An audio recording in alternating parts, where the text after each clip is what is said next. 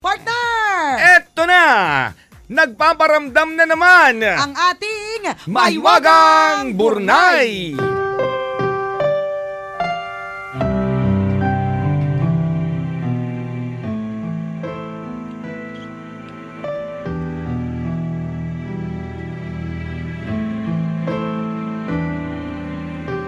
Wait lang po, nagboboba lang po ng tubig si Nicole Correct. sa Poso Negro. Kasi sabi daw po nila, kapag galing daw po sa poso ang tubig na medyo madumi, mas madali daw pong papayat. In fairness, in 5 days time, partner. Correct, kasi LBMN ka. Ayun, tapos na po siya magbomba. Yan. Iba naman po binobomba niya ngayon. Tapos si Christopher nakikinood sa pagbomba ko. Mahilig kasi Mahilig ako manood ng bomba ng eh. Correct. Eto na. Bata pa lamang si Sparky ay tampulan na siya ng tukso ng mga kaeskwela dahil sa pagiging mahina sa klase nila. Ang bobo, ang bobo, ang bobo-bobo mo. Ganon? Sparky, ito ang bansag sa kanya ng kanyang tiyuhin simula ng bata pa siya. Hango ito sa pangalan ni Sparkplug, isang kabayong laging talunan na tauhan sa isang sikat na comic strip noong 1922. At gaya ng comic character na ito, si Sparky ay talunan din sa mata ng marami. Noong 8th grade ay wala siyang naipasa ni isa man sa mga subjects niya. Kaya ang grado niya, 0. Nang mag-high school, ay pareho din na naging istorya. Ibinagsak niya ang mahalagang aralin gaya ng Latin, English, at algebra.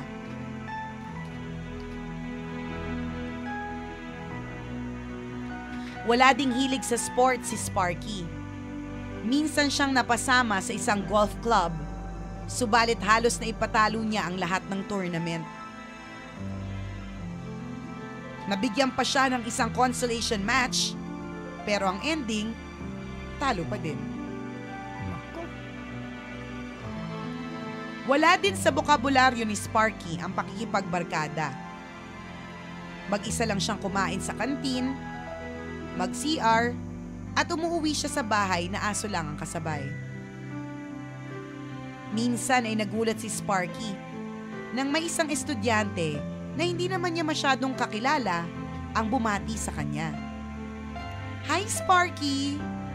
sabi ng isang cute na babaeng estudyante. Sobra siyang namangha nang may pumansing babae sa kanya. Kaya naunahan siya ng kaba at nagtatakbo pauwi sa kanila. Kaya pati sa pagporma sa mga dalaga, 0 pa rin ang score ng ating bida. Dahil dito, ay unti-unti nang natatanggap ni Sparky ang tila pagiging talunan niya. Isang ordinaryong araw na lang para sa kanya ang mapagtawanan at maging laman ng mga tuksuhan. Anong magagawa ko? Ganito na talaga ako. Ipinanganak akong bobo at laging talo, sabi ni Sparky sa kanyang sarili.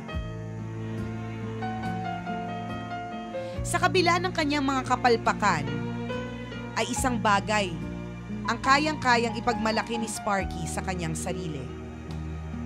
Ito ay ang kanyang natatanging galing at talento sa pagguhit.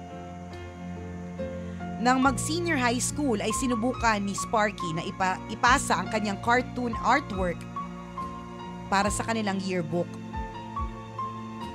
Ngunit sa kasamaang palad ay nireject ng editor ang kanyang konsepto. Sunod-sunod kang malasan, Kaya no? nga, Wala ba siyang kwentong sinuwerte man lang kahit minsan nanalo sa pachinko? corrected by o di naman kaya nanalo sa Jackstones? Pero hindi pa rin natinag si Sparky. Alam niya sa kanyang sarili na may saysay ang mga drawing niya. Desidido siya sa kanyang pangarap na maging isang artist balang araw. Kaya nang matapos ang high school, ay nagpadala si Sparky ng liham sa Walt Disney Studios Humingi sila ng sample ng mga drawing ni Sparky.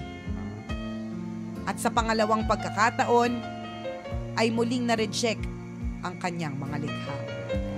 Ay, naku, lungkot naman. Subalit, hindi pa rin sumuko si Sparky. Nagpatuloy siya sa pagguhit at pangangarap. Naging inspirasyon niya ang istorya ng kanyang buhay na isinalarawan niya sa comics. Lumikha siya ng isang karakter na sisimbolo sa kanyang pagkatao. Ang karakter na ito ay isang batang laging talunan at laging pinagtatawanan ng ibang kabataan. Ang karakter na ito, hindi kayang magpalipad ng saranggola, hindi kayang maglaro ng baseball, at hindi kayang makasipa ng bola. Ibinuhos ni Sparky ang kanyang puso sa pagguhit at pagbibigay buhay sa karakter na ito. At matapos ang pamumuhunan ng oras at pagod, sa wakas, ay nabigyan din ng magandang oportunidad ang kanyang obra. Ang karakter na nilikha ni Sparky ay nailathala sa isang comic strip sa kanilang lokal na pahayagan. Hindi naglaon, ay umani ng popularidad ang comic strip ni Sparky. Ulitin mo daw yun. Popularidad. Nakainis ka. Nilagpasan ko na nga eh. Okay, fine. Hindi naglaon, ay umani ng popularidad ang comic strip ni Sparky. Masaya ka na, Direk? Pwede. Marami ang sumaybay. Kainis ka. Nausog mo tuloy. Kasi, yan tuloy. Take 2. Hindi naglaon, ay umani ng popularidad ang comic strip ni Sparky. Marami ang sumabaybay dito dahil nasasalamin nila ang kanilang sariling buhay sa bida ng comic strip. Dahil dito ay nagkaroon ng interes ang malalaking pahayagan na bilhin ang mga likha ni Sparky. At hindi nagtagal ay sumikat na sa buong mundo ang comic character na ito na kilala ng marami bilang si Charlie Brown. Ang bida sa comic strip series na Peanuts na nagpasimula noong 1950. Oh, galing naman. Maraming mga kabataan ang hindi na yata kilala si Charlie Brown. I'm not sure. Medyo luma na siya eh. Ang dami na na kilala nung OJT natin. Kilala? Oo. Kilala nila? Kalbo siya. Oo. Parang yung version niya ngayon si Upin at saka si Ipin. Ganun yung itsura. Si Charlie Brown. Search nyo po mga kabisyo. Kaya lang minsan, baka mamaya pag may na-search kayong Charlie Brown, baka yun yung bida sa ex. Pag nakita nyo po na porn, hindi yan yun. Cartoon po yung sinasabi namin. Kilala yan. Kilala yan si Charlie Brown. At hindi nga nagtagal ay sumikat na sa buong mundo ang comic character na ito. Nakilala lang marami bilang si Charlie Brown, ang bida sa comic strip series na Peanuts na nagpasimula noong 1950. October 2, 1950, nang magsimulang mamayagpag ang Peanuts series sa mga sikat na pahayagan gaya ng Washington Post, The Chicago Tribune, Boston Globe, at iba pa. Nagpatuloy ang sering ito sa mga pahayagan ng halos 50 taon. At magpasa hanggang ngayon ay nakatatak na sa puso at isipan ng marami ang kasikatan ng Peanuts at ng comic character na si Charlie Brown. Nangyari ang lahat ng ito dahil may isang bata na hindi sumuko. May isang bata na nangarap at naniwala sa kanyang kakayahan. Siya si Charlie o si Charles M. Schulz, aka Sparky. Pinagtatawanan at tinutuksong bobo noon, ngunit isa ng world-famous cartoonist and award-winning artist hanggang ngayon. Very inspiring, ha? Very inspiring! morning. Alam mo partner, meron tong similar na story ng Mahiwagang Burnay noong December. Correct. Yung Yung mga ginagawang underdog, yung mga binubuli-bully. Inaapi-api. Tapos isang araw, nagsulat siya ng kwento. At yung kwentong yon ginawang kanta at naging Rudolph the Red-Nosed Reindeer. Napakaganda no, nakakapagbigay, of course, inspiring and nagbibigay ng matinding motivation sa mga tao. Tama, na huwag kang sumuko. Correct ka. Na kahit paanong sabihin ng ibang tao, kung ang puso mo ay desidido, ang utak mo ay determinado, at ang buong pagkatao mo ay sigurado, wala namang rason para hindi ka maging successful in the future. Totoo yan. Sabi nga nila, walang sino man ang pwedeng maniwala sa kakayanan mo, kundi ang sarili mo. Diba? Tingnan mo.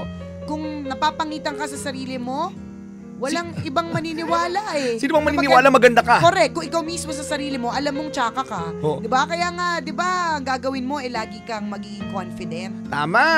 Sa iyong sarili at sa iyong kakayahan, kahit ano pang sabihin ng iba. Nakakatuwa, no? Isipin mo yung childhood pa lang niya, partner. Tama. Parang wala siyang ipinasa ni isang correct, subject. Diba? Zero lagi, pati sa babae, zero. Totoo. Pagdating sa algebra, Latin at kung ano-ano pa, zero. Nagbasa din ng cartoon, diba? Pero zero pa rin. Ilang beses na reject. Corrected by. Ilang beses sinabihan ang bobo-bobo mo. Pero wag ka. Hindi natinag. Corrected by. Ngayon, kahit ilang cherry mobile ang bilhin niya, kahit araw-araw siya magpalit ng gadget, carry niya. Diba? Sikat na, mayaman pa. Tama. Thank you sa napaka-inspiring na kwento nito. Galing, corrected galing. by. Mga kwento po na Mahiwagang Burnay ay mababasa niyo po sa aming Facebook fan page. I-search lang po, Tambalan! At napakadali lang po ng pagbabasa ng mga kwento na Mahiwagang Burnay kung ikaw ay connected sa internet at kung ikaw ay merong Cherry mobile phone or gadget. Gaganda pa naman ng mga gadgets ng Cherry mobile phone, mga kaibigan. Tama. Siguradong napakaganda ng mga specs nito. Correct. Ng mga features, maganda na, affordable pa. Ang linaw, ang ganda ng camera. Ang lakas makapogi, ang lakas makakinis. Tama. Iba't iba yung kulay, iba't iba yung features. At ang tabayanan po ang tambalang Christopher at Nicole Yala dahil because lumilibot po kami sa iba't ibang malls para sa ating Cherry Mobile Anniversary. Ngayon mga kaibigan, itong week na ito, starting tomorrow actually, ang tambalang Balasubas at Balahura ay nandyan po bukas sa Cherry Mobile SM Fairview. Alas 5 ng hapon. Kita-kits tayo dyan. Corrected by. And on Saturday, mga kabisyo, nandiyan po kami ni Christopher sa Cherry Mobile SM South Mall. Alas 5 din po in the PM. And on Sunday, nandiyan po kami ni Christopher sa SM Iloilo. Alas 4 in the PM. Yan, hanapin nyo lamang yung Cherry Mobile Store dyan, mga kaibigan. Nandyan po kami. Kita-kits tayo. Sigurado mag-e-enjoy tayo sa mga bonding moments na meron tayo at syempre sa mga mini games na meron ng Cherry Mobile. Tama! Chulalut, walang halong eklabu. At syempre, sa lahat ng mga kabisyo nating nakatutok ngayon ng mga driver sweet lover, bukas na po Bukas na tayo magkakasama-sama at magkakabanding-bandingan para sa isang gabi para sa mga tsuper. Para po sa inyo yan. Totoo. Bukas May 22 alas 11 ng gabi. Onwards. Yan, syempre bonding moments ulit kasama ang inyong mga paboritong Love Radio DJs. Mamimigay tayo ng libreng accident insurance. Correct. Partner. Isipin mo yun. Kailangan nyo po yun, mga driver sweet lovers. Kasi naiintindihan namin kung gaano kadelikado talaga ang buhay sa lansangan. Tama, hindi mo masasabi. Kaya kapag pumunta ka bukas, meron kang libreng insurance. Okay, kita-kits tayo. Syempre, meron din mga games ang inyong mga Love Radio DJs. Meron din po tayong mga giveaways. Atin sa atin ang ating mga sponsors. Meron din po tayong mga papremyo, meron pa basketball, may palugaw, pakape at pahipo. Sa bola. May pa-mouth-to-mouth po si Nicole bukas. Kaya pag nahilo po kayo, hanapin nyo lang po si Nicole. Basta marami pong ganap bukas, kaya kita-kits po tayo mga kabisyo. Again, para sa mga kaibigan nating drivers po yan. Bukas, kita-kits. Bukas na po yan, kita-kits. Nagmamachusi talaga itong mga kaibigan nating chupero. Pagdating talaga habang nakikinig sila sa radyo, partner, talagang isa lang ang choice nila. Tama, Love Radio lang. Oo naman. Ganun po talaga mga kabisyo in life, we have choices. At ang i-choose natin, ang pipiliin po natin, yung mga the best. Correct, yung kakaiba. Correct, the best pagdating sa radio station, the best pagdating sa DJ, the best pagdating sa damit, the best pagdating sa benefits, di ba? At the best pagdating sa coffee. Correct, parang ang Katniel. Talagang alam nila yung best choice nila. Correct, at ang best choice nila walang iba kundi ang Nescafe Creamy White. The only coffee with Nestle milk. Uy, syempre recommended yan ng Tambalan at recommended din na ni Catherine Bernardo at Daniel Padilla. Corrected by ay super heart them partner. Super duper heart.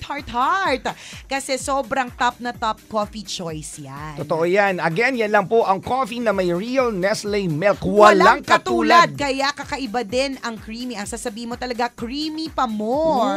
Uy, kaya ngayon mga kaibigan, habang nakikinig ng Tambalan, sige lang, timpla na ng kape.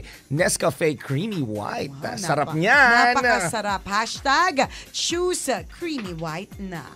O siya mga kabisyo, magkakabanding-bandingan tayo dito sa Metro and Mega Manila hanggang alas 12 ng tanghali. At syempre, patuloy nyo kami mapapakinggan sa website. It's www.loveradio.com.ph. Muli, eto ang Tambalan, isang balasubas. At ang isang balahura. Ako po si Nicole Yala. At ako naman, si Cambio King Chris Chuper. At ang aming tanging paalala na dapat ay memorize nyo na. Sabay-sabay tayo mga kabisyo. Walang matatag na relasyon sa malanding may determinasyon. Yun! 90.7 Love Radio. Bisyo na to! Mga kaibigan, alam nyo ba kung anong oras na? It's time to announce the winners sa promo na. Eto na! Nagpaparamdam na naman! Ang ating Mahiwagang Burnay!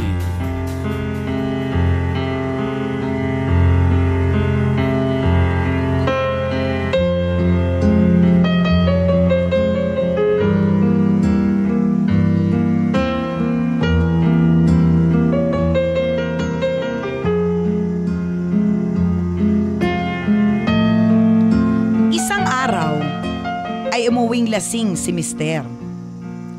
Sa sobrang kalasingan, ay natalisod pa siya sa lamesita na nasa sala at nabasag pa ang paboritong vase ni Mrs.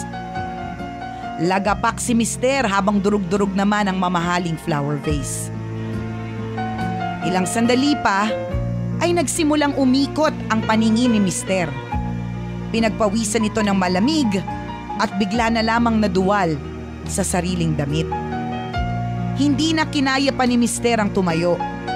Unti-unti na siyang dinatna ng antok habang nakahilata sa sahig. Sabog, partner. Sige, inom pa more. Ilang sandali pa ay binitbit na siya ni Mrs. para bihisan at dalhin sa higaan. Kinabukasan. Anak, nasaan ang mama mo? Tanong ni Mister sa kanyang anak.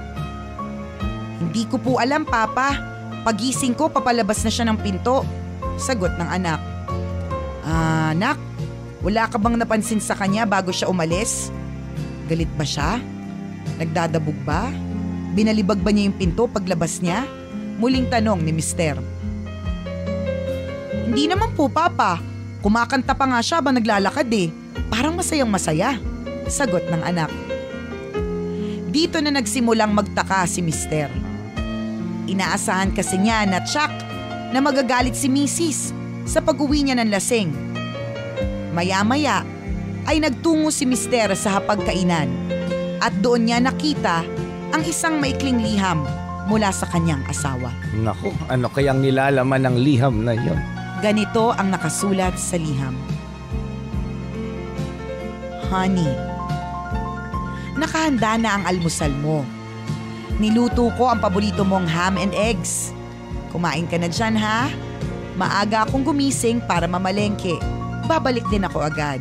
I love you, honey. Sweet pa rin. Nang mabasa ang sulat ay lalong nagtaka si Mister. Sa sobrang kaswitan ni Mrs. Muli niyang binalikan ang kanyang anak at nagtanong, Nak, ano bang nangyari kagabi? Wala kasi akong maalala eh. Tanong ni Mister.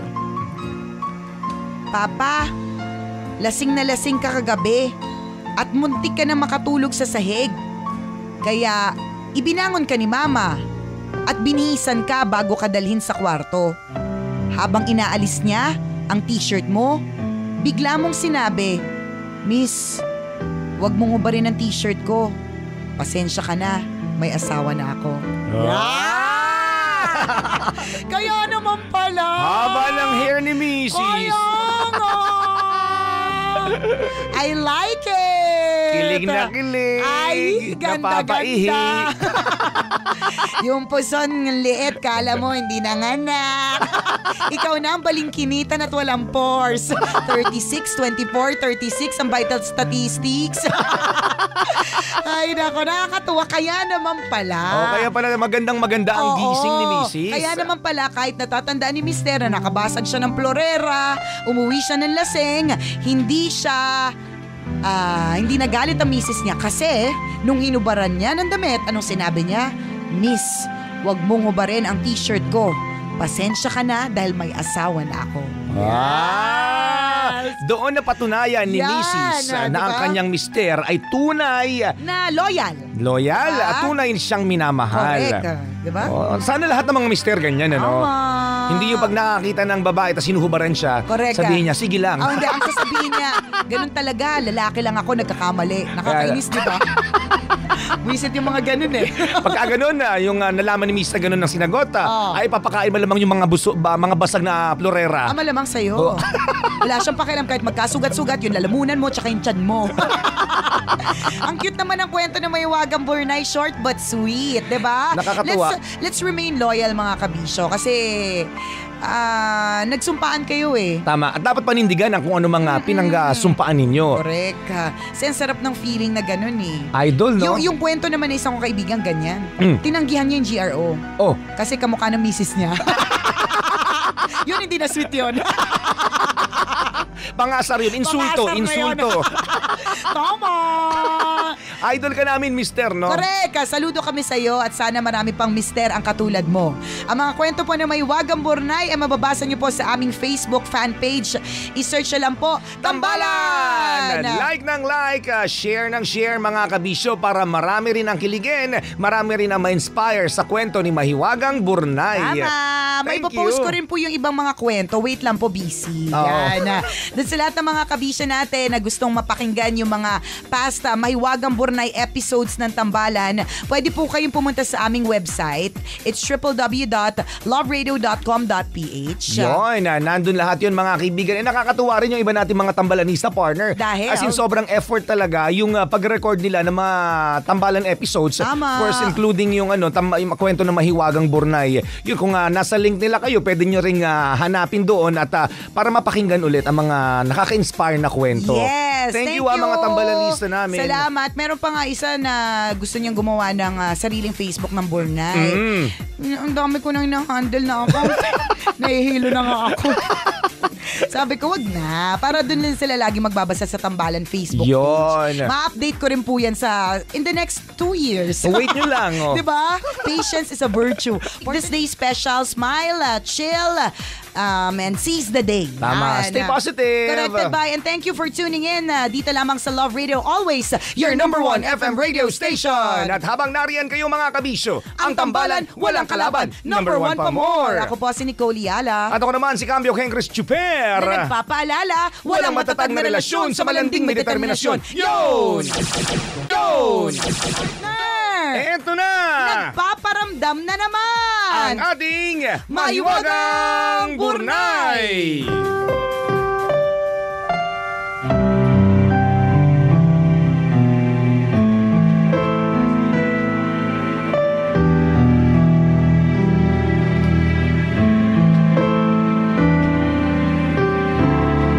Wait lang po, kumakain lang po ng maki si Nicole. Sorry po. Maki tusok. Correct. Alam mo na, tinidor queen.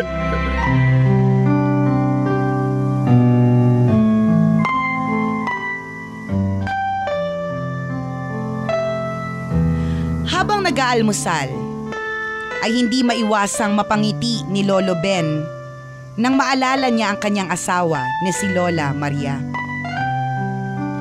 Kinuha niya ang isang mangkok ng kanin at iniabot ito sa kabilang panig ng lamesa. Subalit nang bitawan ni Lolo Ben ang mangkok, ay unti-unting nabalot ng kalungkutan ang hapagkainan. Nang mabasag sa sahig ang mangkok, ay doon na siya natauhan. wala na pala siyang kasabay sa pagkain gaya ng dati. Oh. Wala na si Lola Maria na dating nagpapasaya sa kanya sa bahay na yon. Hindi pa rin matanggap ni Lolo Ben ang biglaang pagkamatay ng kanyang pinakamamahal na asawa. Dahil dito ay minabuti ng anak ni Lolo Ben na si June. Nakupkupin na lamang ang kanyang ama sa kanyang bahay kasama ang sariling pamilya. Tay, dito po kayo matulog sa kwarto ng apo nyo, ha? Pagpasensya nyo na po dahil medyo makulit siya. Nagmana kasi siya sa akin sa kukulitan pero alam nyo, pagdating sa itsura, mas magkahawig kayo. Sige tay, magpahinga na kayo, sabi ni June kay Lolo Ben. Anak, ako ang pagpasensyahan mo. Hindi ako dapat na nakikitira dito sa bahay mo. May sarili ka ng buhay at hindi mo na dapat akong maging pasanin pa. Pag-iinarte ni Lolo Ben. Si Lolo Ben eh. Ang maarte ka pa. Eto, minsan nga ang mga lolo't lola may mga sarili na silang bahay. Ayaw sila papuntahin doon sa mga bahay ng mga anak nila. Diba ikaw pinapupunta, pinatitira, umaarte ka pa. Kung maka-arte naman to si Lolo Ben, kala mo 42 lang. Ayan natin, baka pakinggan natin, baka naman may hugot talaga si Lolo Ben. Correct. Anak, ako na ang pagpasensyahan mo. Hindi ako dapat na nakikitira dito sa bahay mo. May sarili ka ng buhay at hindi mo na ako dapat maging pasanin pa, sabi ni Lolo Ben. Tay, huwag na kayong masyadong mag-isip. Kagustuhan ko naman po na makasama ka at maalagaan ka dito. Alam mo, siyak na matutuwa ang asawa ko at ang apo nyo pag nalaman nila na makakasama ka na namin dito, sabi ni June. Subalit hindi naging madali ang pagtira ni Lolo Ben sa bahay ng kanyang anak. Tila naging malaking alalahanin sa mag-asawa ang pag-aalaga sa matanda. Sa hapagkainan ay naging makalat ito sa pagkain. At sa sobrang katandaan ay hindi na rin ito mapigilang maihi sa sariling salawal.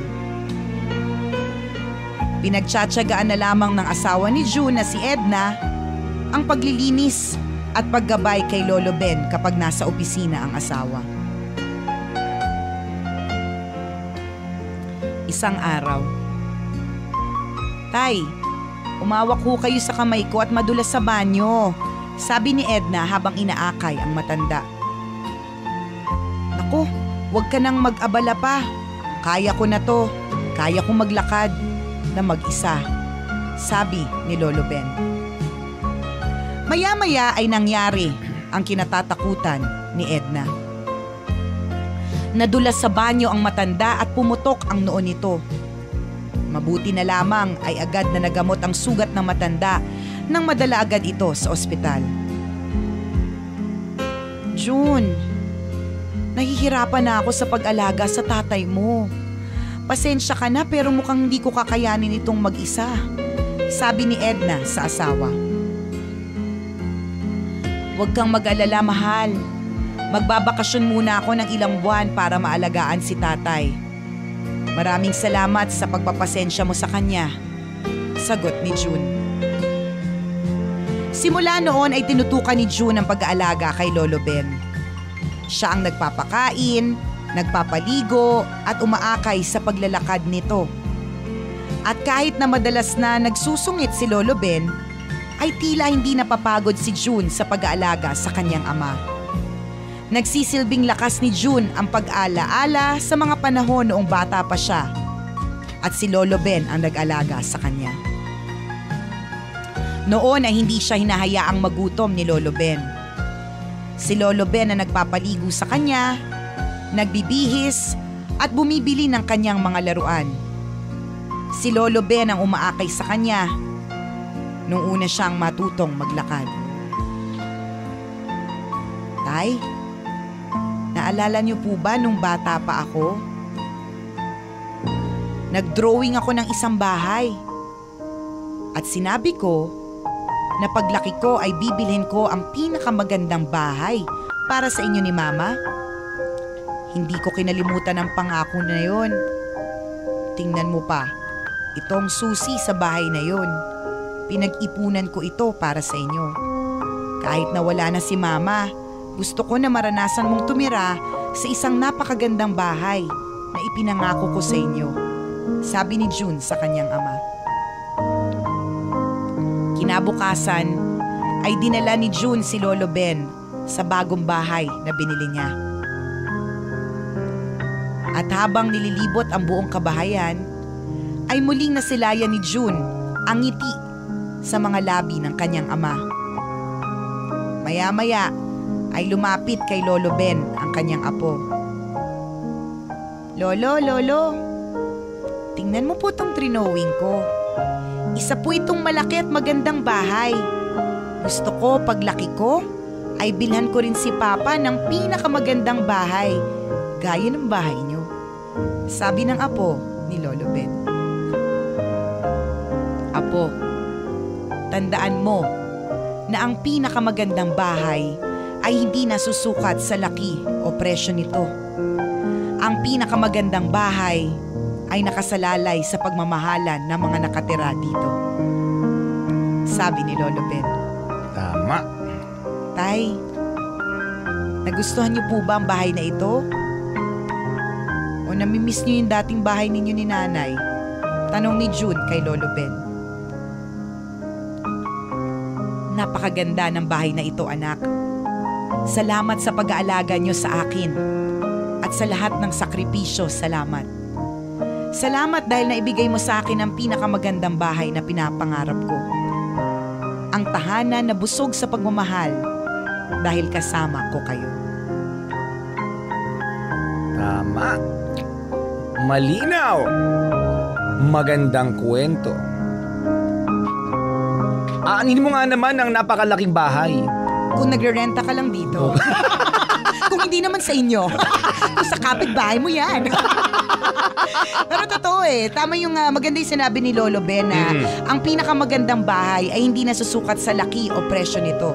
Ang pinakamagandang bahay ay nakasalalay sa pagmamahalan ng mga nakatira dito.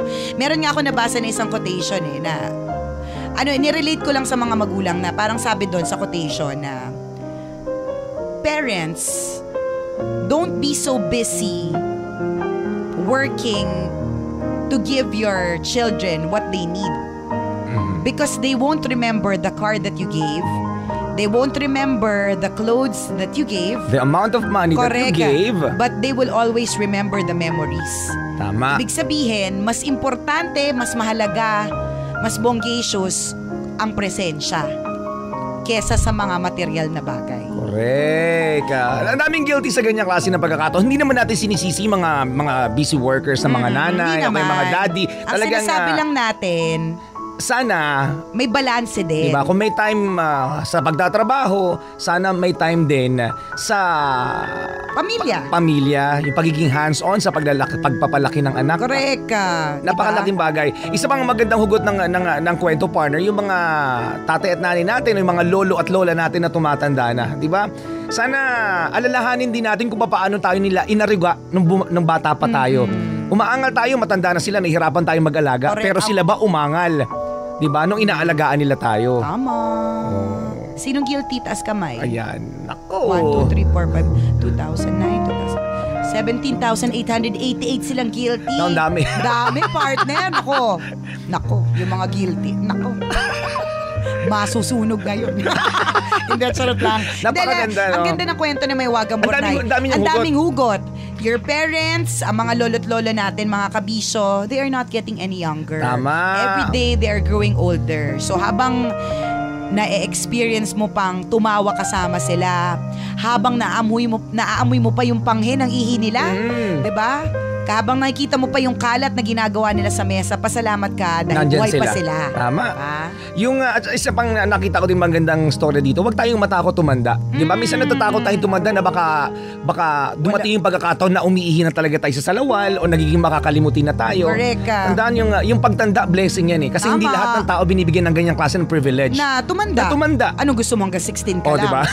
Forever young. O di sige, ikaw na. Basta ako gusto ko tumanda. Di ba? Gusto Diba? mo mauna eh. Sige, mauna ka. Correct. Diba? Parang ba't ako natakot mag-age? Correct. Diba? Huwag ka mag-worry. There's always Botox. Lagi may panibagong imbensyon. Lagi may mga pampabata. Yun talaga yun eh. Yun talaga Lahat ng yun concern mo may solusyon. Correct. Totoo. Kasi minsan ang mga concern ng mga matatanda. Ano ba yan? Lines. Wrinkles, di ba? Wrinkles. Madali lang yan. Minsan di kailangan anesthesia. Awkward smell. Di ba awkward smell? Pero, di ba lahat yan may mga solusyon na po. Tama. Don't be afraid to Grow old. mga kabisyo. Tama si Chuper, it is a privilege to grow old. Kasi hindi lahat talaga na binibiyayaan ng pagtanda. Hindi lahat Yung iba po. namamatay na kaagad ng teenager. Correct, di ba? Hindi lahat. Yung mga iba, manghihinayang ka kasi 8 years old lang. Oo. Kinuha na kagad sila. Di ba? Kasi hanggang doon na lang yung buhay mo. Ikaw, 78? Tama. 68? Ang dami mo ng 88? memories. Di ba? Diba? Oo, medyo bagsak na lahat ng mga bagsak. Diba? Correct. Medyo nagiging makakalimutin na rin minsan. Diba? Yung mga boobs mo dating tayong-tayo ngayon, parang ano na sila. Lantang mangga, ganon. Hindi, parang papayang malungkot. Diba? Parang ganon na siya. Pero there's always push-up bra. Tama. Di ba? Diba? May swerte may ka. diskarte. Swerte ka tumanda ka. Tama. Growing old is a privilege, mga Tama. kaibigan. Don't be afraid to grow old. Correct. Yun nga lang kasi I think that the reason why people are afraid to grow old is because they're scared to be alone. Kasi partner yun yung medyo kaakibat yan na minsan may mga sariling buhay na yung mga anak mo, 'di ba? Hindi mo naman sila mapipigilan sa kanilang sariling Correct. buhay. Pero kagaya ni Lolo Ben, dahil ipinamulad niya sa kanyang pamilya ang pagmamahal. Kahit diba? tumanda siya, Correct. ultimo kaapu-apuhan niya, Diba? hindi siya kinalimutan. Tama. Hindi sa mga lolo't lola, kung hindi man kayo madalas na bibisita, hindi naman ibig sabihin po na hindi na kayo mahal. Sadyang meron lang talaga silang ibang ginagawa. Kung nakakabisita sila once a week o twice a month, 'di ba? Pagpasalamatan niyo na rin po 'yan, 'di ba? Tama. Smile, today smile, Kabisyo. Napakaganda ng kwento ni Mahiwagang Burnay. Ang mga kwento po ng Mahiwagang Burnay kapag na-update ko na po.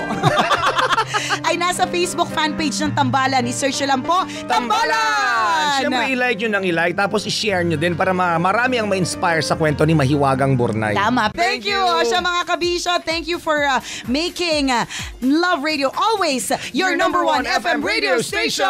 At habang nariyan kayo mga kabisyo, Ang Tambalan, walang kalaban, number one pa more. Ako po si Nicole Yala. At ako naman si Cambio King Chris Chuper. Na nagpapaalala, walang matatag na relasyon sa malanding may determinasyon. Yun! Yun! Eto na! Nagpaparamdam na naman! Ang ating Mahiwagang Burnay!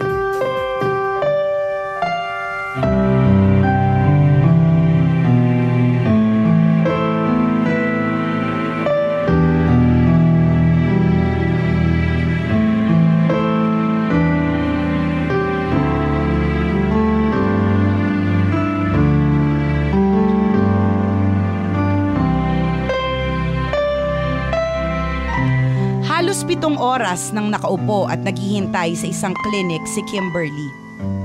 Hindi na niya maitago ang namumugtong mga mata dahil sa mahabang oras ng pag-iyak. Labis ang kabigatang dinadala niya. Hindi na alam ni Kimberly kung paano pa niya bubuhayin ang kanyang 3 anak. Habang ngayon na nagdadalang tao pa siya. Mag-isang haharapin ni Kimberly ang mga pagsubok na ito dahil nakipaghiwalay siya sa ama ng batang ipinagbubuntis niya. At ang tanging solusyon na nakikita ngayon ni Kimberly ay ang ipalaglag ang bata.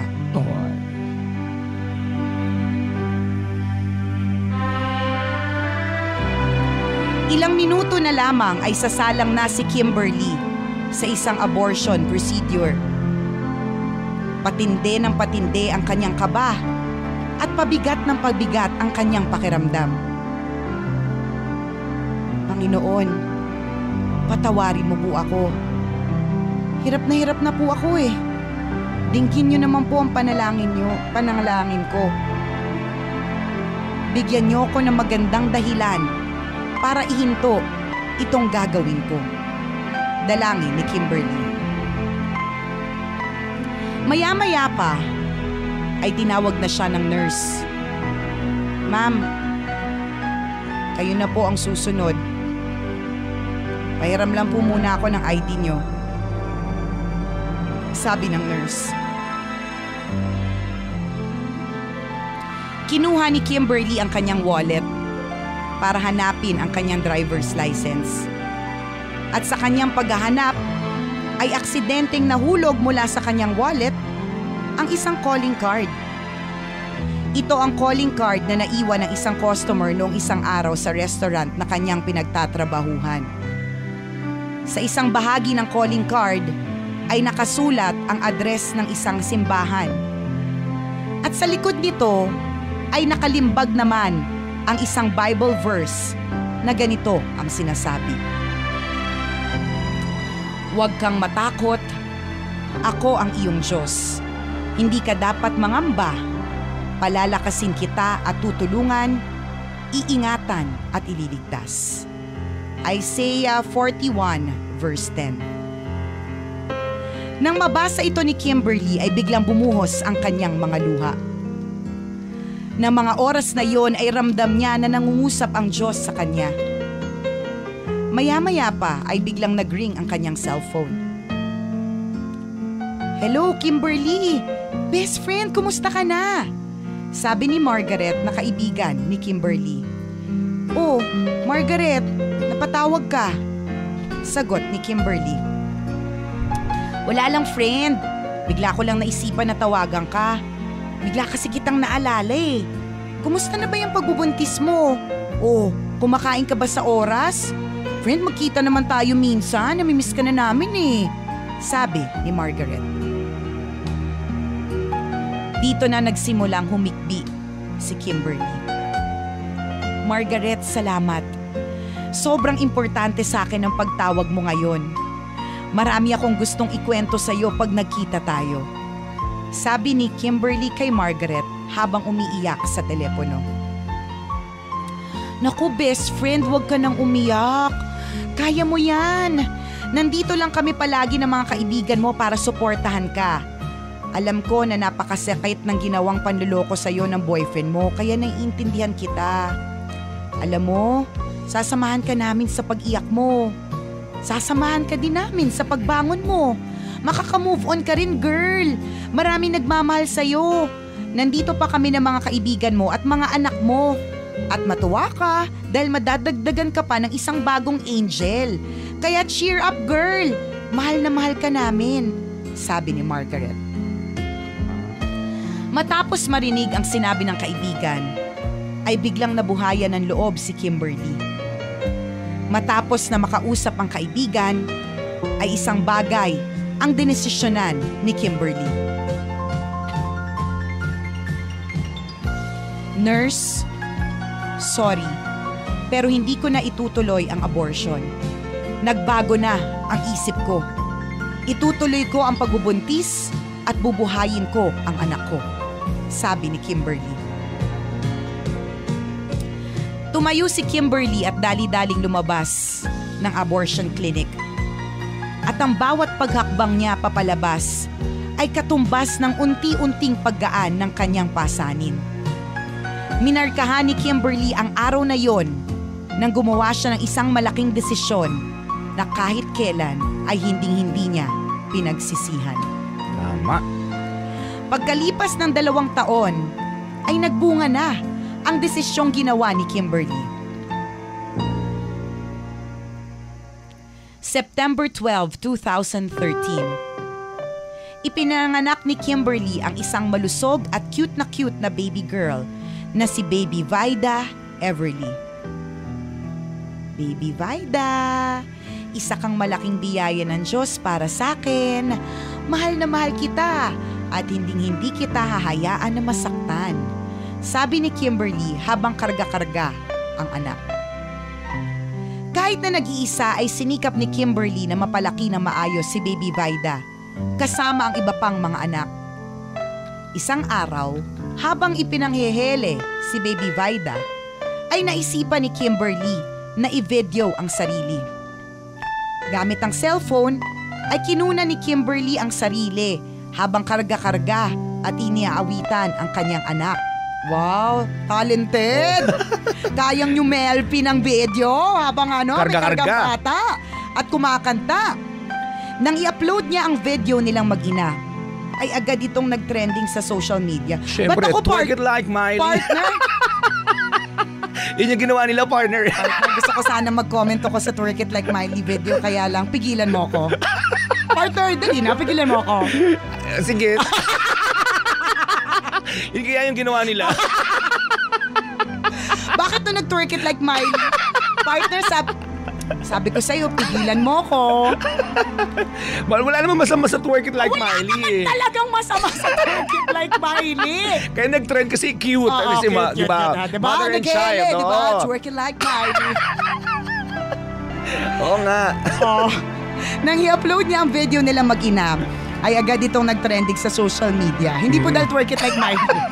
Adik lang to si Chuper. Ang video ni Kimberly at ni Baby Vida ay umani ng 1.4 million views sa YouTube at 30 million views naman sa Facebook. Wait nga lang, partner. Ano ba yung video na yan? Kasi ako, partner, nakaisang buong CD, hindi nag-trending eh. Isang CD yung kinanta ko, partner. Actually, tatlong CD ng tambalan. Sa bagay, wala pa namang Twitter. Wala. Okay. So, wala pang Facebook. So, sa tingin mo ba, pag kinanta ko kay Princess... Try mo ulit. Bot? Sa tingin mo ba? Mali mo mag-trending. Ang viral video na ito ng mag-ina ay nakatawag pansin sa isang malaking kumpanya. Ika nga, partner, ano kanta yan? Nang search mo nga, partner. Agad nilang hinanap si Kimberly at binigyan ito ng all-expense paid trip sa LA, California kasama si Baby Vida.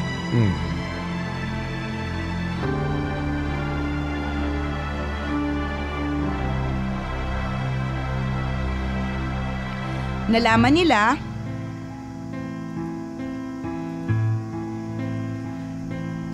nila na pangarap ni Kimberly ang maging mga awit. Kaya binigyan pa nila ng isang sorpresa. Nakipag-tie up sila sa isang recording company para tulungan si Kimberly na makapagsulat at may record ang isang orihinal na kanta na tungkol sa kanyang mga pagsubok bilang isang single parent. Naging matagumpay ang proyekto kaya lalong napatunayan ni Kimberly ang katotohanan na ang Diyos ay hindi siya kailanman pinabayaan. Ito ang nagsisilbing inspirasyon ni Kimberly para ipagpatuloy ang kanyang laban bilang isang magulang. At ang mga biyayang ito na sunod-sunod na tinatamasa ni Kimberly ay resulta ng isang tamang desisyon sa loob ng abortion clinic. Ang pagtalikod ni Kimberly sa pinto ng kamatayan at ang pagpili niya sa buhay ni Baby Vida ang siyang tunay na nagpalaya sa kanya mula sa tanikala ng kawalang pag-asa. Lalim ni Bornay! Tumatanikala! Ano ba yung tanikala? Shane. Oh. Bakit kayo sa Quezon mga ganun yung mga words mo? Oo nga. Kunin mo yung tanikala ng aso, itatali ko. Ganun? Okay, mula sa tanikala. Yun, ang pagtalikod ni Kimberly sa pinto ng kamatayan at ang pagpili niya sa buhay ni Baby Vida ang siyang tunay na nagpalaya sa kanya mula sa Inulit ko pa! Nabulol pa rin ako! Mula sa tanikala ng kawalang pag-asa. Ngayon ay magdadalawang taong gulang na si Baby Vida na masayang lumalaki kasama ang kanyang mommy Kimberly at 3 kapatid. Ang kwentong ito ay hango sa tunay na karanasan ng singer, songwriter at proud single parent na si Kimberly Henderson ng South Carolina, USA.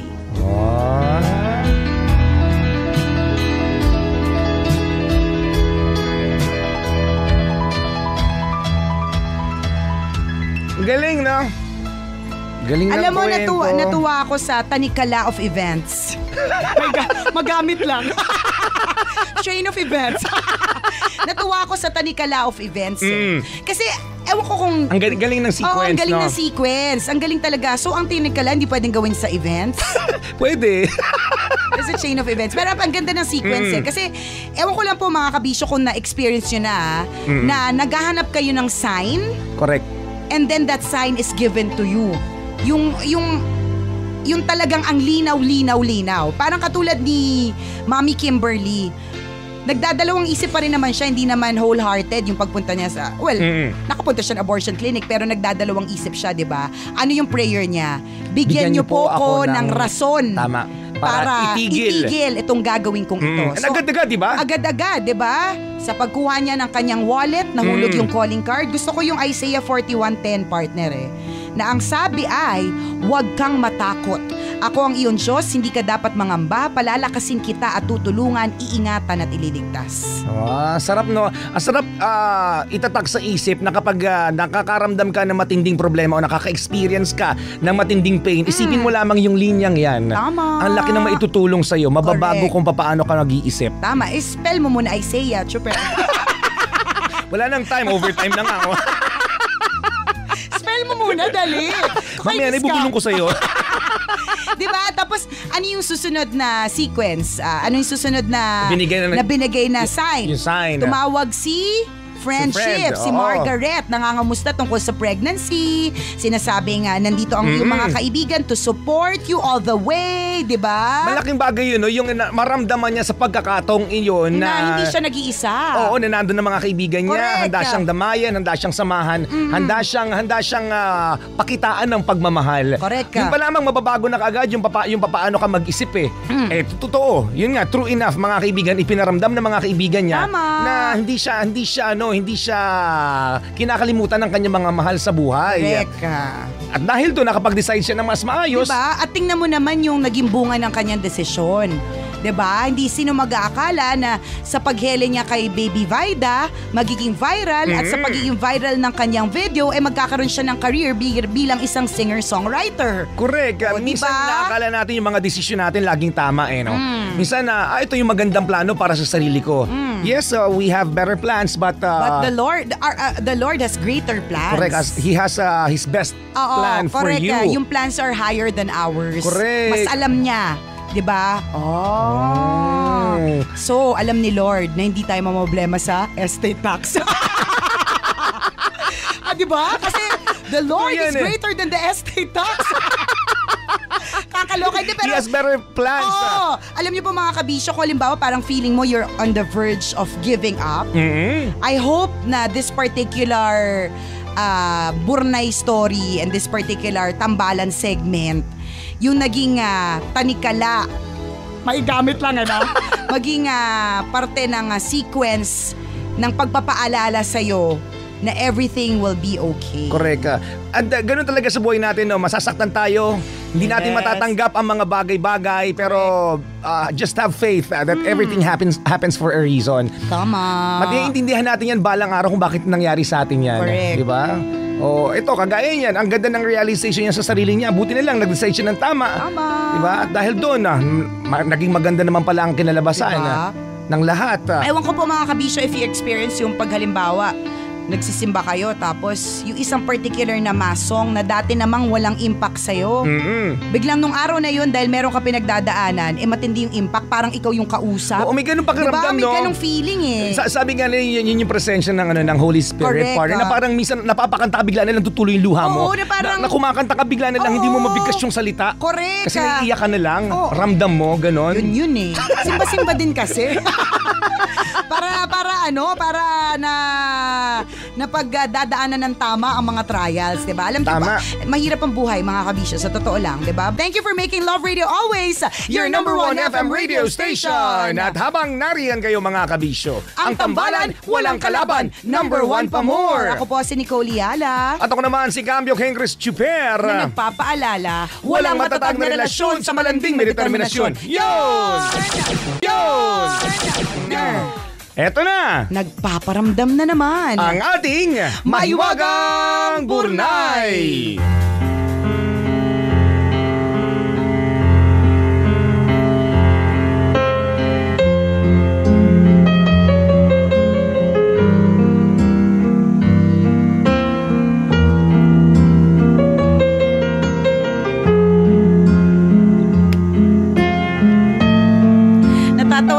naalala ko lang yung kapag parang hindi sila naniniwala tayo yung tambalan, tapos gusto nila mag-adlib tayo kahit bumibili ka lang ng stockings.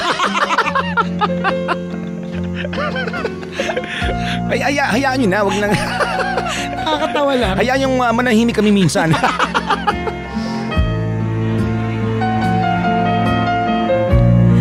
Lumaki sa isang baryo sa Cagayan Valley si Dado. Nagmula siya sa isang pamilya ng mga magsasaka. Nang si Dado ay nag-aral sa elementarya, ay hindi pa uso ang kuryente at telepono. Hindi rin uso ang sapatos sa kanilang lugar. Araw-araw ay naglalakad siyang nakayapak patungo sa eskwela. Minsan ay umuwi ang batang si Dado na iika-ika ang mga paa. Oh, anak, anong nangyari sa mga paa mo? Bakit iika-ika ka maglakad? Tanong ng ama ni Dado. Itay, nakatapak po ako ng tinik sa may palayan. Medyo malalim po ang pagkakabaon kaya nahihirapan ako maglakad. Ang weird naman kung gugulong ako, di ba? From palayan to our house. So ika-ika na lang. Sagot ni Dado. Nako, halika anak at gamutin natin ang sugat mo. Huwag kang mag-alala. Sa kaarawan mo ay bibilhan kita ng tsinelas. Masayang sabi ng ama ni Dado. Talaga, tay? Reregaluhan mo ako ng tsinelas? Yes! Magkakatsinelas na ako! Salamat, tatay, ha! Hindi na ako maglalakad ng nakayapak, hindi na ako matitinik, at hindi na rin mapuputikan ang mga paa ko. Masayang sabi ni Dado. Basta anak, ha? Ipangako mo sa akin na pagbubutihin mo ang pag-aaral mo. Gusto ko makatapos ka ng kolehiyo. Ayokong matulad ka sa mga kabaryo natin na pagdating ng grade 6 ay hihinto na sa pag-aaral. Kung hindi mag-aasawa, magtatrabaho na lamang sa palayan. Napakataas ng pangarap ko para sa iyo, Dado. Gusto ko natutukan mo ang pag-aaral mo. Hindi mo kailangan tumulong sa pagsasaka ko.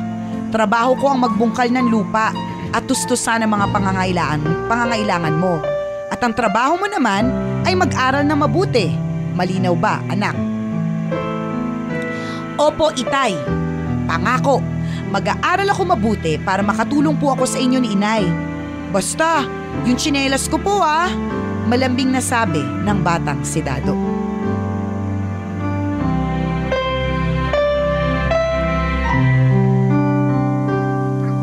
Ayoko nga off yung mic. Makinis ka. Hatching po kasi siya.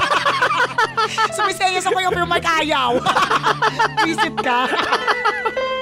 Hayaan mo marinig nila kung paano ka humatching. Baka sila baka maisip nila, babae ba yung construction worker? Batid ni Dado ang paghihirap ng kanyang mga magulang. Mabigyan lamang siya ng magandang kinabukasan. Kaya naman, hindi niya binigo ang kanyang pangako.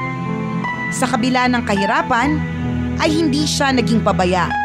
At sa halip, ay lalo pang pinagbuti ang pag-aaral. Dado, huwag ka munang umuwi. Maglaro muna tayo ng basketball. Yaya ng isang kaklase ni Dado. Naku, pasensya na ha. Gusto ko man kayong makasama, hindi talaga pwede. Dahil napakarami nating takdang aralin.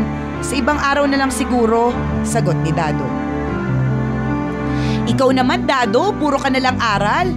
Baka mabaliw ka na sa sobrang talino, sabi ng kaklase ni Dado kasunod ng malakas na tawanan ng iba pang mga kaeskwela. Ang mga pangungutyang gaya nito ay kayang tiisin ni Dado dahil malinaw sa kanya ang prioridad niya sa buhay. At hindi nagtagal, nagbunga nga ang kanyang pagtsatsaga nang makatapos siya bilang cum laude sa kursong Electrical Engineering sa Mapua. Nang makatapos ng pag-aaral, ay agad siyang nakapagtrabaho bilang pilot trainee sa isang sikat na airline sa Pilipinas. At dahil sa husay na ipinamalas, ay lalo pang bumulusok ang biyaya sa buhay ni Dado. isang international airline company ang nag-alok sa kanya na magtrabaho sa US bilang design engineer. Dito na lalong lumawak ang kasanayan ni Dado sa mundo ng engineering. At para higit na mahasa ang kaalaman, ay nagdesisyon si Dado na pagsabayin ang pagtatrabaho at pag-aaral ng masters sa Stanford University. Wow! Suma-Stanford! Ikaw na! You already! Nang matapos ni Dado ang kanyang masteral studies, ay sunod-sunod na namang nagbukas ang magagandang oportunidad. Nakapagtrabaho siya sa mga nangungunang technology companies sa US. Ito ang nagbigay daan sa kanyang katanyagan nang gawin niya ang disenyo ng kauna-unahang PC chipset sa buong mundo na nasa loob ng bawat personal computer sa panahon ngayon. Ang galing naman! Pilipino yan eh! Maglalabasan na naman yung proud to be Pinoy comments! I-hashtag mo yan! Correct! Hindi naglaon ay nakapagtayo na rin si Dado ng sarili niyang mga kumpanya na lalong nagpayaman sa kanya. Taong 1993, ang kumpanya ni Dado na S3 ay tinanghal bilang third most profitable technology company sa buong mundo na may initial public offering na $30 million. Ganon? Sa ngayon, si Dado isa ng multi-millionaire investor and business owner. Kung noon ay naninirahan siya sa isang maliit na barong-barong, ngayon ay meron na siyang 3 mansyon sa US, 2 resort sa Lake Tahoe at Sonoma, San Francisco. At kung noon ay naglalakad siya ng nakayapak patungo sa eskwela, ngayon ay nagmamaneho na siya ng kanyang magagarang sasakyan at nagmamay-ari pa ng sarili niyang mga eroplano. Oha! Sa gitna ng kanyang tagumpay, ay hindi kinalimutan ni Dado ang kanyang pinagmulan. Nagtayo si Dado ng isang foundation at pinondohan ang pagpapagawa ng isang computer center sa kanyang dating paaralan sa elementarya. Ito ngayon ang kaisa-isang public school na may pinakamodernong computer network sa buong Pilipinas. Bukod dito, ay may scholarship program din si Dado para sa mga piling mag-aaral na Pilipino na nagnanais na magkaroon ng degree sa engineering. Tunay nga na napakalayo na narating ng mga paa ni Dado na noon ay bugbog ng kahirapan. Ang mga paa niya noon na dati ay nakayapak at putikan, ngayon ang nakatungtong na sa katagumpayan. Ang kwentong ito ay hango sa tunay na karanasan ng Filipino entrepreneur at engineer na si Diosdado P. Banatao, ang nagdisenyo ng kauna-unahang PC chipset sa mundo ng teknolohiya. Siya ang ating pambato from Cagayan Valley to Silicon Valley. Ganda naman ang kwento! Ganda naman ang kwento mo, Dado! Another success story, partner. Diba? Because dreams do come true. Correct. Basta alam niyo po mga kabisyo, basta tama lang po yung direksyon. Wala pong rason para hindi mo matupad yung pangarap mo. Diba? Basta eyes on the road. Tama. Live your dreams, kabisyo. Yung tipong ang napaka-importante talaga sa isang tao na magkaroon ng pangarap. Correct ka. Diba? Yung tipong ano kaya ang gusto kong mangyari sa akin 10 years from now? O kaya ano kaya ang gusto kong maging pagdating ng araw? Correct ka.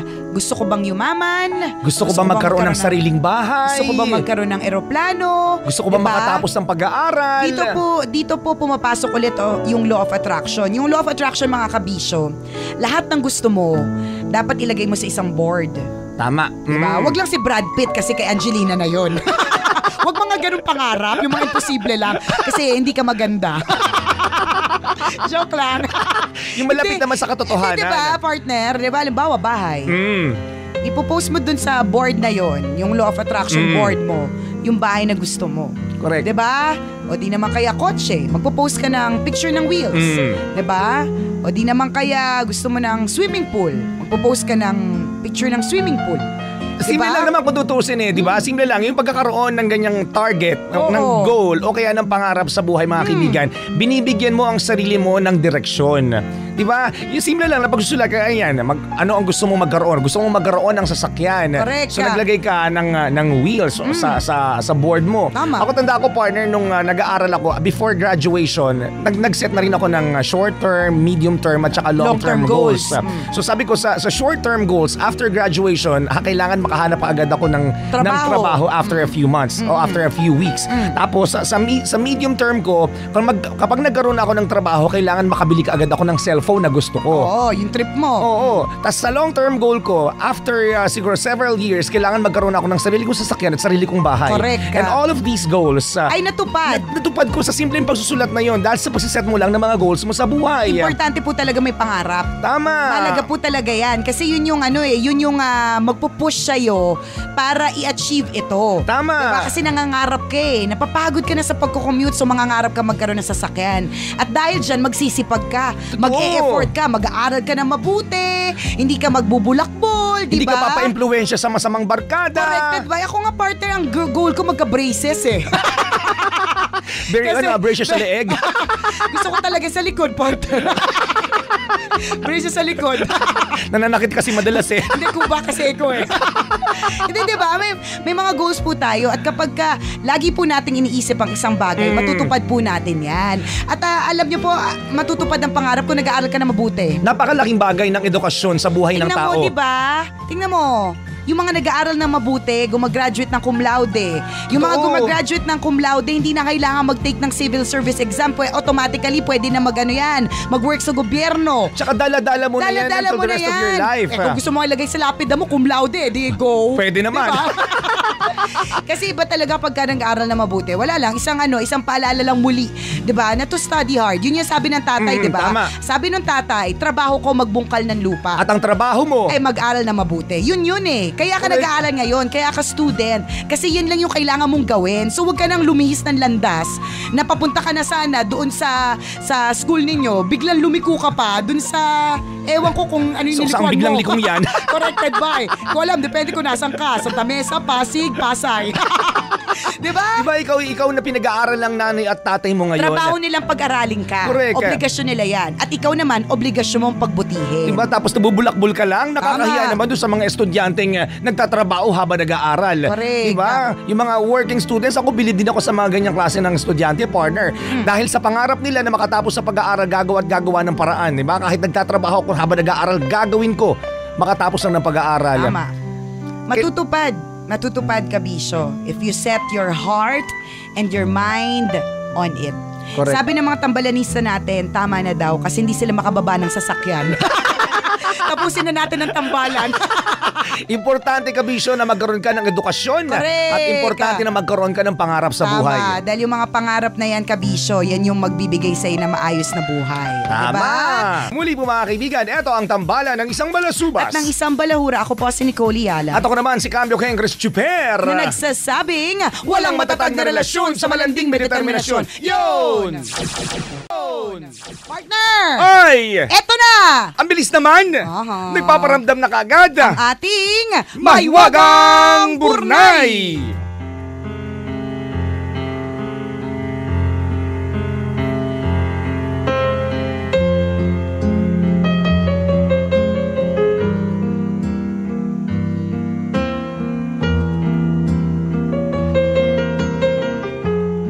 Sampung taong gulang pa lamang ay kinakakitaan na ng pagiging palaban ang batang si David. Sa isang car accident ay napuruhan ang kaliwang braso ng bata at kinailangan itong tanggalin. Sa kabila ng natamong pinsala ay hindi pa rin natinag ang bata. Nang makarecover mula sa aksidente, ay pinilit ni David ang kanyang mga magulang na i-enroll siya sa isang judo class. Sa pangunguna ng isang matandang Japanese judo teacher na kung tawagin ay sensei, ay nagsimulang mag-aral ng judo si David. Bagamat hindi kompleto ang mga braso, ay naging masigasig ang bata sa pagtitraining. Sa loob ng 3 buwan, ay isang teknik lamang ang itinuro ng judo teacher kay David. Dahil dito, ay nagsimulang magtaka ang bata. Sansay, hindi niyo po ba ako tuturuan ng iba pang techniques? Paulit-ulit na lang kasi yung iniensayo kong moves. Tanong ni David. At sumagot ang judo teacher. David, ba't ka ba epal? Di ba ako teacher? Huwag ka masyado maraming Kaya opinion, nga sumunod ka na lang. Di ba student ka? Kaya ka nag-enroll sa akin eh. Ano ba? Epal match? At sumagot ang judo teacher. David, yan lang ang teknik na alam ko. At yan lang ang teknik na dapat mong malaman. Hindi pa rin lubos na maunawaan ni David ang sinabi ng kanyang guro. Ngunit dahil sa pagtitiwala niya dito, ay ipinagpatuloy na lamang niya ang kanyang pag-iensayo. Ano kayang technique yun, no? Oo nga eh. Egg roll siguro, Correct. lagi pa ulit-ulit. Tama. Pero judo class. Pero ang tinuro egg roll. Maski ako estudyante, magtatanong din. Sir, Iba-ibang technique naman, Oo. oo nga naman. Paglipas ng ilang buwan, sumalang na si David sa kanyang kauna-unahang tournament. At laking tuwa ng bata dahil madali lang niyang naipanalo ang kanyang unang 2 laban. Walang braso yan, partner, ha? Galing, oh. Subalit ang pangatlong laban ni David ay sadyang naging mas mahirap para sa kanya. Ngunit sa gitna ng pagtutuos, ay tila nawala ng pasensya ang kalaban ni David at agad-agad na sumugod sa kanya. Hindi naman natinag si David at muli ay maayos niyang nagawa ang nag-iisang judo technique na alam niya. Sa laban na ito ay panalo na naman si David. Galing, ah.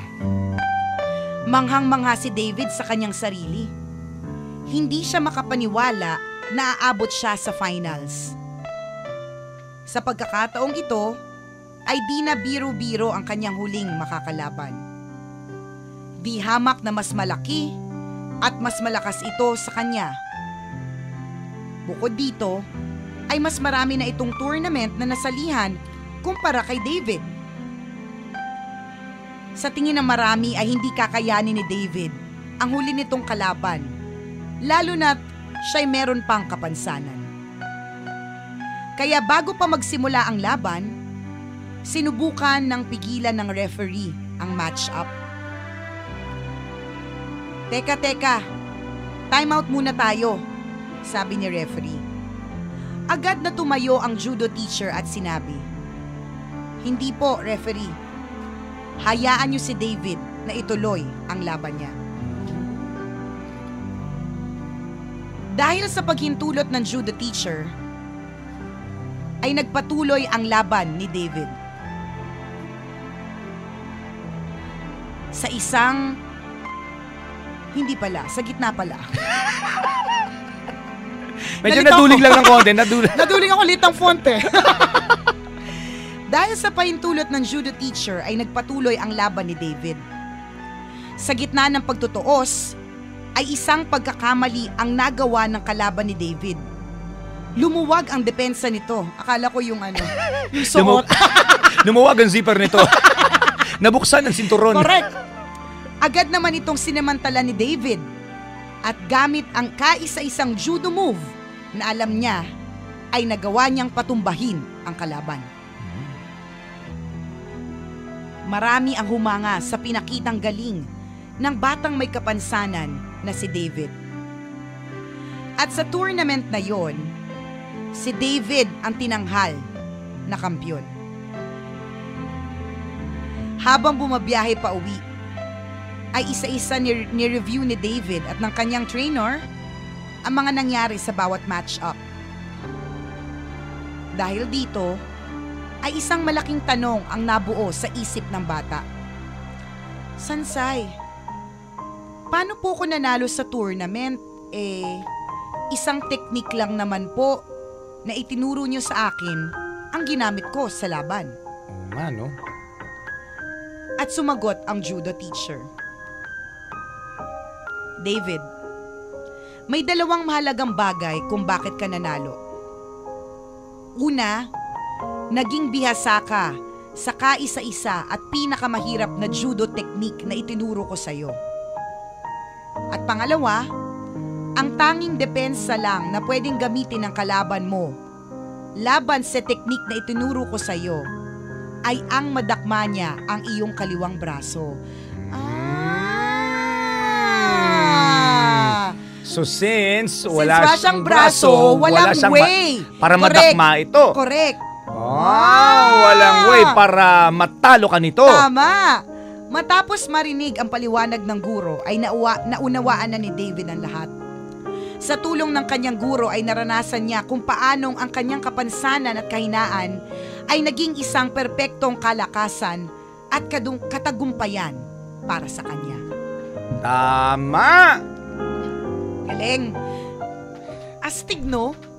Ganun talaga, life in general, mga kaibigan, lahat tayo kailangan talaga natin ng teacher. Correct. Kailangan po natin na magtuturo sa atin kahit na gaano po tayo kagaling. Correct. Kahit gaano na po tayo ka-popular, kahit gaano na po tayo ka-advance sa ating field. Meron Tama. pa rin po tayong boss. Kailangan meron pa rin natin. tayong tinitingala. Meron pa rin tayong teacher. Meron pa rin tayong trainer. Kailangan natin ng coach. Si Manny Pacquiao. Correct. Diba? Bakit? Ang galing-galing naman na niya eh. Sa totoo lang, I'm sure sa ilang years niya in boxing, Alam niya na halos lahat ng mga teknik, ng mga diskarte. Alam niya na yung moves eh. Pero bakit kailangan niya pang makinig kay Freddie Roach? Totoo. Diba? Ganun talaga, no? Minsan kahit alam na nating lahat. Hindi mo pa alam talaga lahat. Totoo yan. Akala lang natin yun. Kasi may mga bagay tayong hindi natin nakikita pero nakikita ng iba. Diba? Minsan nagagalit tayo pag pinagsasabihan tayo ng kung sino man. Correct. Ng nanay at tatay natin. Nak, gawin mo to. Nak, wag mong gawin yan. Nagagalit tayo. Ma, alam ko nang ginagawa ko. Ma, marunong na ako. Ano ka ba? Laki-laki ko naman. Nakakainis ka naman. May ganun pa. Totoo yan. Diba? Pero sa totoo lang. Correct. Hindi mo pa alam yan. Tama. Kulang pa ang iyong kaalaman. Ganun yan, mga kaibigan. Minsan may mga tao nagsasabi sa atin ng mga bagay-bagay na dapat natin gawin at ang mga sinasabi na lang ito, minsan hindi natin nagugustuhan kasi mas bilib tayo sa sarili natin. Wala namang masama doon. Okay naman magkaroon ng kumpiyansa sa sarili. Self-confidence ang tawag Correct. dyan. At Pero kailangan mo yan para maging astig at para makamit ang gusto mo sa correct, buhay. Tama. Self-confidence, lakas ng loob, kailangan Tama. mo yan. Pero hindi dapat magsara ang tenga mo sa sinasabi ng ibang tao. correct. Lalong-lalo na yung mga magtuturo sa'yo, wag lalaki ang ulo mo. Tama. Hindi ka caricature. Tao ka. Hindi ka drawing. Di ba? Kasi pag lumaki ang ulo mo at sinabi mo na mas magaling ka pa sa nagtuturo sa'yo, hindi ka mananalo sa laban mo. Promise. Correct. Tingnan mo yan, di ba? Kung ipinilit ni David ang gusto niya na Sansay, yung tinuturo mo sa akin, isang teknik lang. Totoo, kung naging matigas ang ulo niya, naging pasaway siya. Tinuruan mo ko ng ibang teknik. Diba? Kung naging pasaway siya, edi for sure talo siya. Kasi alam ng trainer kung ano ang strength niya. Ang strength niya is yung technique na yon na kailangang hawakan yung kaliwang braso niya para matalo siya. Since wala siyang braso, wala siyang kaliwang braso. hindi mahawakan. So kahit ano pang teknik ang gawin ng kalaban, hindi siya matatalo. O, diba? Ang galing, totoo yan, mga kaibigan. Minsan, masyado tayong bilib sa sarili natin Correct. na kaya pa natin gawin ang lahat. Okay na naman yun. yabang natin. Pakatandaan ang taong sobrang yabang. Wala pong ibang, yung sobrang taas ng tingin sa sarili. Totoo. Wala pong ibang pupuntahan yan kundi pababa. Babagsak ka din. Correct. Matuto tayo makinig sa sinasabi ng ibang tao kasi, mga kaibigan, at some point in our lives, as in, meron tayong mga bagay na hindi natin nakikita ng ibang Correct. tao. Tama. Diba, Marius? Oo nga, no? Mahina pala ako sa ganitong bagay. Ba't hindi ko agad siya nakita? Correct. Kasi mayabang nga tayo. Correct. Masyado tayong bilib sa sarili natin. Oo. Huwag ganun, kabisyo. Oh, diba? Try to listen. Listen, makinig ka. Hindi mo pa alaman lahat. Hindi ka naman Diyos Diyos ka ba? Sige nga kung Diyos ka, pakinisin mo si Chuper. Sige nga kung Diyos ka, patibayin mo tuhod ko. Di ba, bigyan mo ako ng baby boy ngayon na. Di ba? Totoo, hindi ganun Hindi ka Diyos, hindi ka perfect eh. You still have to learn. Correct. Marami pa tayong sa buhay na ito, marami pa tayong kakaining bigas. Correct ka. Diba? Kahit nga matanda na tayo, minsan hindi pa natin alam ang mga bagay-bagay sa mundo. Makikinig pa rin tayo sa mister natin. Correct. Sa misis natin. Let's learn to listen, mga kabisyo. Importante yun. Correct. Makinig sa sinasabi ng ibang tao. Ngayon, kung hindi natin nagustuhan ang sinasabi nila, well, take it constructively. Diba? It's part of learning. Correct. Thank you, Maywagang Burnay. Salamat sa napakagandang kwento ngayong araw na ito. Ang mga kwento po na Maywagang Burnay ay mababasa nyo po sa aming Facebook fan page. I-search nyo lang po, Tambalan! Like ng like, share ng share para marami po ang ma-inspire sa kwento ni Mahiwagang Burnay. Correct. At alam niyo po ba mga kabisyo, pwedeng yung pakinggan yung mga past episodes ng Mahiwagang Burnay sa website po namin, www.loveradio.com.ph. Kasama nyo ngayon ang inyong paboritong tambalan sa radyo. Ako po si Nicole Yala. At ako naman si Cambio Kengris Chuper. At ang aming tanging paalala na dapat ay memorize nyo na. Sabay-sabay tayo mga kabisyo. Walang matatag na relasyon sa malanding may determinasyon. Yun! 90.7 Love Radio. Partner! Eto na! Nagpaparamdam na naman! Ang ating Mahiwagang Burnay!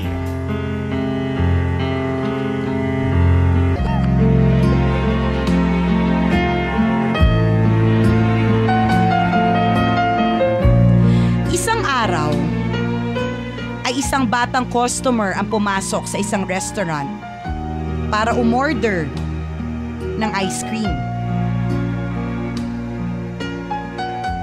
Pumwesto ang bata sa bakanting lamesa at pagkatapos ay inabot sa kanya ng waitress ang menu.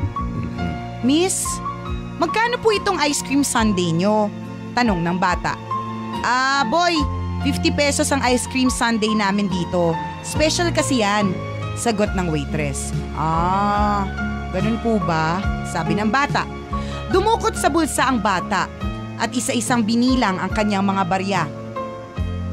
Maya-maya ay biglang napakunot ang noo ng bata. Miss, yung plain ice cream ninyo, magkano? Muling tanong ng bata. 35 pesos lang ang plain ice cream namin, boy, sagot ng waitress. Tila nawawalan na ng pasensya ang waitress sa bata dahil sa sobrang dami na nag-aantay na customer. Muli ay tinanong niya ang bata, so ano boy, napag-isipan mo na ba na maigi ko ng order mo? Bago sumagot ay muling binilang ng batang customer ang kanyang mga barya. Pagkatapos ay ngumiti ito sa waitress at sinabi, "Okay miss, alam ko na ang orderin ko. Bigyan mo na lang ako ng isang plain ice cream. Salamat." Ilang sandali pa ay nihain na ng waitress ang order ng bata. Ninamnam ng batang customer ang plain ice cream na in-order niya. At nang maubos na ang ice cream, ay muli niyang tinawag ang waitress. "Miss, excuse me." Agad na lumapit ang waitress sa bata at sinabi, "Yes boy, may dadagdag ka ba sa order mo?" At muling sumagot ang bata, "Wala na miss, kukunin ko yung bill." Ilang sandali pa ay niabot na ng waitress ang bill receipt sa bata. Pagkatapos ay muling binilang ng bata ang kanyang mga barya sa bulsa. Inilagay ng bata ang kanyang bayad sa lamesa at pagkatapos ay dali-daling umalis. Nang mapansin ng waitress na wala na pala ang bata, ay lalo itong nainis. Ay nako, mukhang tinakasan pa ako ng batang yun Mag-aabono na naman ako nito, sabi ng waitress. Agad na nagpunta ang waitress sa dining area para linisin ang pinagkainan ng batang customer. Sa lamesa, ay nakita niya ang napakaraming barya na iniwan ng bata. Nang bilangin ng pera, ay unti-unting napangiti ang kanina'y inis na waitress. Ang kabuuang halaga ng mga baryang iniwan ng batang customer ay umabot ng 50 piso. 35 piso para sa ordinaryong ice cream na in-order nito at 15 pisong tip naman para sa waitress. Cute! Alam mo, minsan ganun tayo no? Judgmental tayo, depende sa itsura.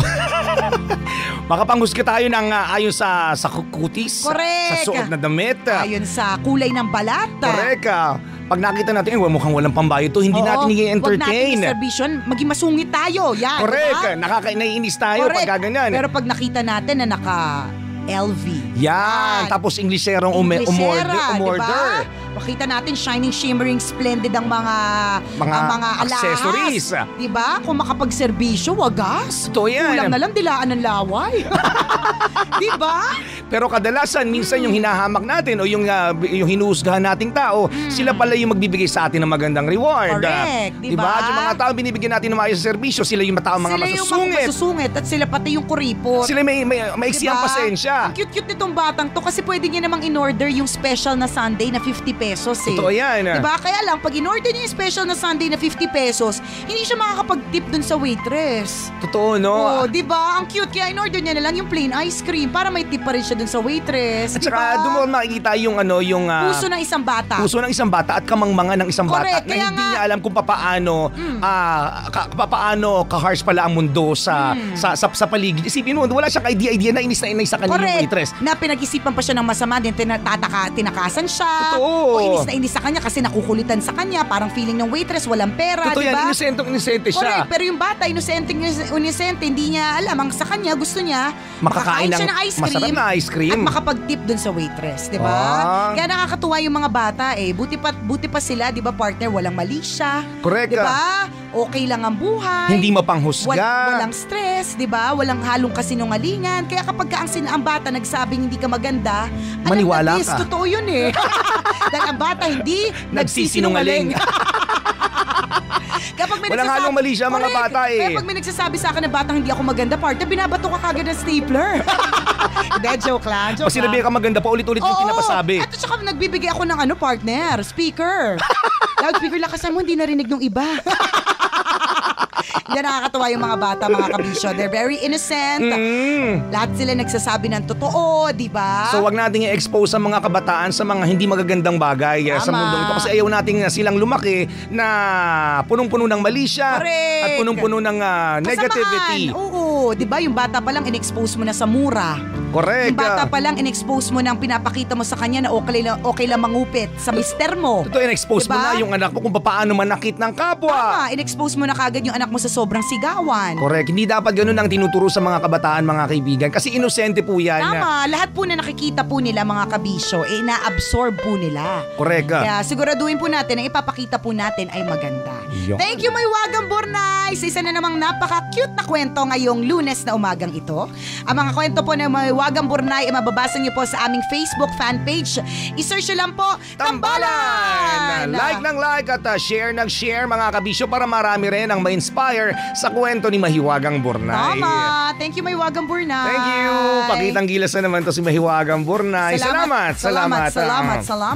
Smile! Smile, smile. Maraming salamat sa inyo mga kabisyo. For making Love Radio always Your number one FM radio station. At habang nariyan kayo mga kabisyo, ang tambalan, walang kalaban, number one pa more. Ako po si Nicole Yala. At ako naman si Cambio Henry Chuper. Na nagpapaalala, Walang matatag na relasyon sa malanding may determinasyon. Yun!